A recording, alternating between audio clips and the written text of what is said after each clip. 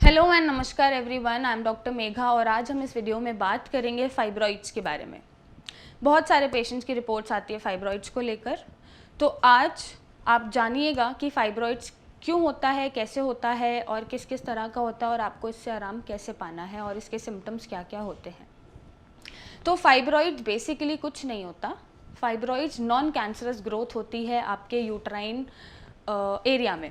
होते ये non cancerous हैं, लेकिन आपका सेल्स और टिश्यूज़ इकट्ठा होकर एक मास बना देते हैं आपके यूट्राइन कैविटी में या आपके यूट्राइन एरिया में, और वो एक फाइब्रॉइड डेवलप हो जाता है। डरने की ज़रूरत नहीं है, ये नॉन कैंसरस हैं, कैंसरस बिल्कुल नहीं होते, बट इनके सिम्टम्स जो होते हैं वो बहुत ज़्यादा कॉम्प्लिकेटेड होते हैं और परेशान कर देते हैं। सिम्टम्स क्या क्या होते हैं फाइब्रॉइड के?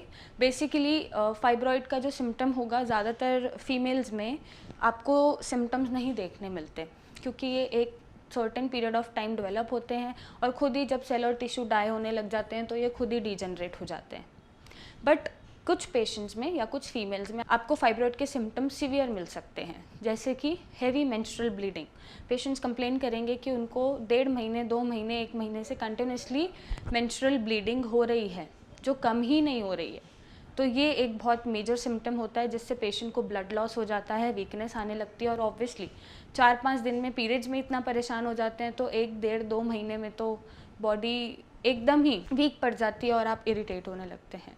नेक्स्ट जो सिम्टम आपको मिलेगा, पेन मिलेगा। जहाँ पे भी फाइब्रॉइड है, किसी भी साइड जो फाइब्रॉइड है या कहीं पे भी फाइब्रॉइड है, मैं बताऊंगी किस किस तरह के फाइब्रॉइड होते हैं। तो आपको अपने पेल्विक एरिया में पेन फील होगा, आपको अपने बैक में पेन फील होगा, आपको लेग्स में पेन फील होगा, तो ये आपको नीचे वाले पोर्शन पे पेन बनाए रखेगा।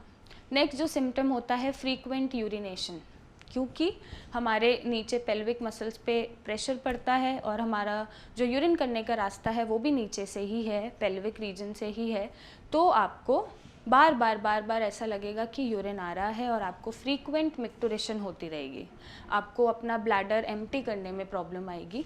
कुछ पेशेंट्स में यूरिन करते हुए पेन भी होता है, क्योंकि वो प्रेशर डेवलप होता है आपके आसपास की वॉल्स पे और वो प्रेशर की वजह से आपको यूरिन करने में पेन भी फील होता है। नेक्स्ट जो सिम्टम, एक अजीब सी इरिटेबिलिटी और एक डिजीनेस बनी रहेगी, आपको हर टाइम परेशानी फील होती रहेगी, डिस्कम्फर्ट फील होता रहेगा।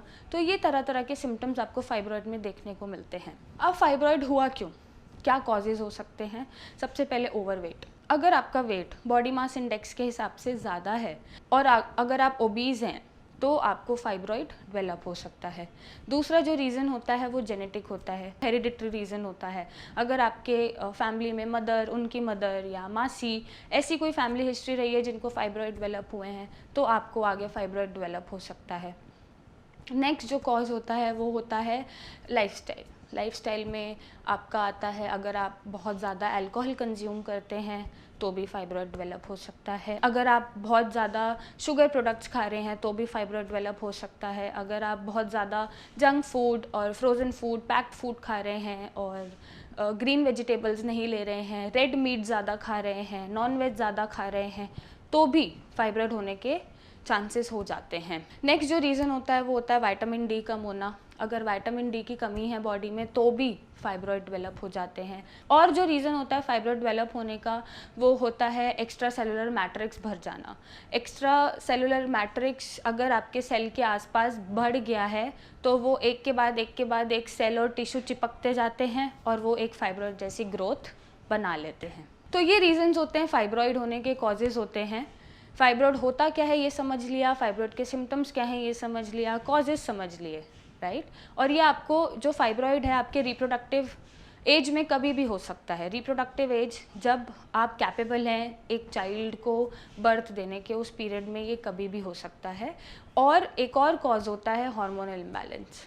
अगर हार्मोनल इम्बैलेंस है तो भी फाइब्रॉइड डेवलप हो जाता है। तो आपको फाइब्रॉइड से घबराने की ज़रूरत नहीं है, ये सर्जिकल केसेस नहीं होते मैक्सिमम, मेजरली इनको हम दवाइयों से रिजॉल्व कर देते हैं, और कुछ पेशेंट्स में तो ये बाय द टाइम जब सेल और टिश्यू डाई हो रहे होते हैं तो ये खुद ही डाई होकर डिजनरेट हो जाता है, बॉडी से निकल जाता है। लेकिन अगर आपको ये तकलीफ़ दे रहा है, पेन दे रहा है, बहुत ज़्यादा पेन दे रहा है, बहुत ज़्यादा हैवी मेंस्ट्रुअल ब्लीडिंग दे रहा है, तो आपको ट्रीटमेंट लेने की ज़रूरत है। नहीं तो ये आपकी बॉडी को एकदम ख़त्म कर देता है, कमज़ोर बना देता है, आपको कमज़ोर बना देता है। तो अगर आपको ऐसे कोई भी सिम्टम्स दिख रहे हैं अपने फाइब्रॉइड से और फाइब्रॉइड का साइज़ बहुत बड़ा है, तो आपको डॉक्टर को दिखाने की ज़रूरत है और एक सही ट्रीटमेंट लेने की ज़रूरत है। अब मैं ये बताना चाहूँगी कि फाइब्रॉइड होते कितने तरीके के हैं। एक फाइब्रॉइड होता है इंट्राम्यूरल। इंट्राम्यूरल फाइब्रॉइड आपको यूट्राइन वॉल में कहीं भी देखने को मिलेगा, म्यूकोजल मेम्ब्रेन पे। यूट्राइन म्यूकोजल मेम्ब्रेन्स जो होते हैं वहाँ पे आपको इंट्राम्यूरल फाइब्रॉइड देखने को मिल जाता है।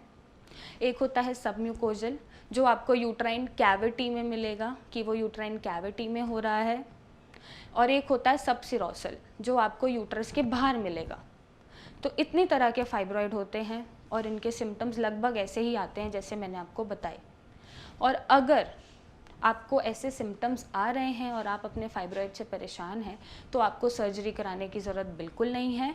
हम इन सिम्टम्स को रिलीव करने में सक्षम हैं। हम पेशेंट को बिना सर्जरी के, बिना फाइब्रॉइड की सर्जरी के दवाइयों से ही डिजनरेट कर पा रहे हैं और पेशेंट्स को ठीक कर पा रहे हैं।